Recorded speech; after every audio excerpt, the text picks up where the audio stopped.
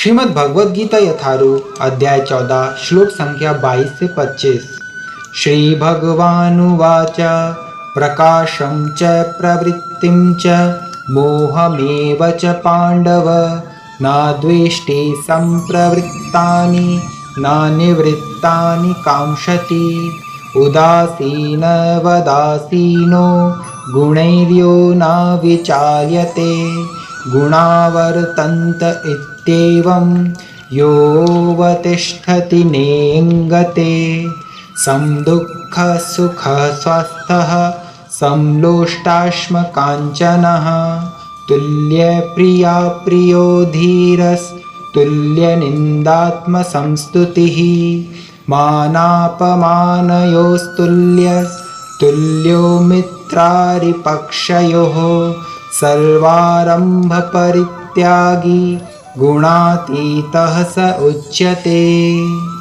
भगवान ने कहा, हे पांडुपुत्र, जो प्रकाश, आसक्ति तथा मोह के उपस्थित होने पर ना तो उनसे घृणा करता है और ना लुप्त हो जाने पर उनकी इच्छा करता है, जो भौतिक गुणों की इन समस्त प्रतिक्रियाओं से निश्चल तथा अविचलित रहता है और यह जानकर कि केवल गुण ही क्रियाशील हैं, उदासीन तथा दिव्य बना रहता है, जो अपने आप में स्थित है और सुख तथा दुख को एक समान मानता है, जो मिट्टी के ढेले, पत्थर एवं स्वर्ण के टुकड़े को समान दृष्टि से देखता है, जो अनुकूल तथा प्रतिकूल के प्रति समान बना रहता है, जो धीर है और प्रशंसा तथा बुराई, मान तथा अपमान में समान भाव से रहता है, जो शत्रु तथा मित्र के साथ समान व्यवहार करता है और जिसने सारे भौतिक कार्यों का परित्याग कर दिया है, ऐसे व्यक्ति को प्रकृति के गुणों से अतीत कहते हैं। तात्पर्य: अर्जुन ने भगवान कृष्ण से 3 प्रश्न पूछे और उन्होंने क्रमशः एक एक का उत्तर दिया। इन श्लोकों में कृष्ण पहले यह संकेत करते हैं कि जो व्यक्ति दिव्य पद पर स्थित है वह ना तो किसी से ईर्ष्या करता है और ना किसी वस्तु के लिए अलायित रहता है। जब कोई जीव इस संसार में भौतिक शरीर से युक्त होकर रहता है तो यह समझना चाहिए कि वह प्रकृति के 3 गुणों में से किसी एक के वश में है। जब वह इस शरीर से बाहर हो जाता है तो वह प्रकृति के गुणों से छूट जाता है, लेकिन जब तक वह शरीर से बाहर नहीं आ जाता तब तक उसे उदासीन रहना चाहिए, से भगवान की भक्ति में लग जाना चाहिए, जिससे भौतिक देह से उसका ममत्व स्वतः विस्मृत हो जाए।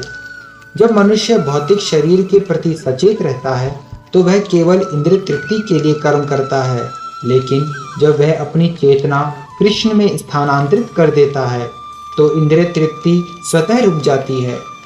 मनुष्य को इस भौतिक शरीर की आवश्यकता नहीं रह जाती है और ना उसे इस भौतिक शरीर के आदेशों का पालन करने की आवश्यकता रह जाती है। शरीर के भौतिक गुण कार्य करेंगे, लेकिन आत्मा ऐसे कार्यों से पृथक रहेगा। वह किस तरह पृथक होता है? वह ना तो शरीर का भोग करना चाहता है, ना उससे बाहर जाना चाहता है। इस प्रकार दिव्य पद पर स्थित भक्त स्वयं मुक्त हो जाता है। उसे प्रकृति के गुणों के प्रभाव से मुक्त होने के लिए किसी प्रयास की कोई आवश्यकता नहीं रह जाती। अगला प्रश्न दिव्य पद पर आसीन व्यक्ति के व्यवहार के संबंध में है।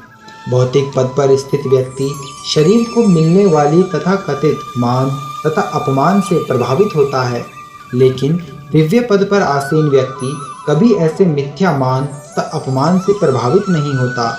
वह कृष्ण भावनामृत में रहकर अपना कर्तव्य निभाता है और इसकी चिंता नहीं करता कि कोई व्यक्ति उसका सम्मान करता है या अपमान।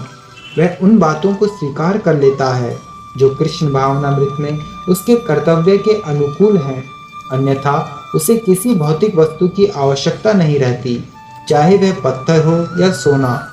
वह प्रत्येक व्यक्ति को जो कृष्ण भावनामृत के संपादन में उसकी सहायता करता है अपना मित्र मानता है और वह अपने तथाकथित शत्रु से भी घृणा नहीं करता।